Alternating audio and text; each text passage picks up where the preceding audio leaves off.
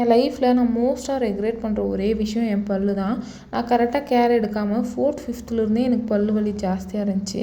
ஆனால் இப்போலாம் என் பொண்ணுக்கு ஏதாவது சாக்லேட் சாப்பிட்டு அங்கே ஏதாவது ஒட்டியிருந்தா கூட ஐயோ பிள்ளைக்கு எதனா சொத்த பல் வந்துடுச்சான்னு சொல்லிட்டு அவ்வளோ கேர் எடுத்துக்கிறேன். ஆனால் என் மேலே அந்த கேர் இருக்கான்னு கேட்டால் டவுட் தான். ஸோ இப்போல்லாம் வந்துட்டு காலையில் எழுந்தோடனே பல்லு விளக்கி மூஞ்சி கழுவிடுறது.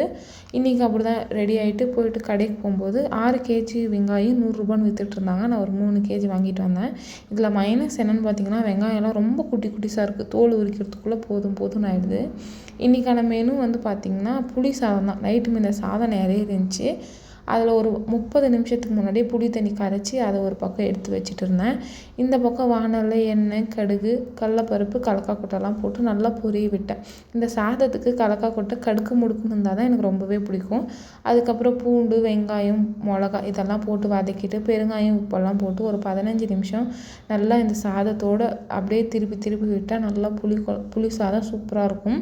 அதுக்கப்புறம் பேக் பண்ண வேண்டியதெல்லாம் தனியாக எடுத்து வச்சுட்டு சாப்பாடெல்லாம் பார்த்துட்டு இருந்தேன். இன்றைக்கான மெனு புளி சாதம், களி, நேற்று வச்ச குழம்பு. Tata bye by.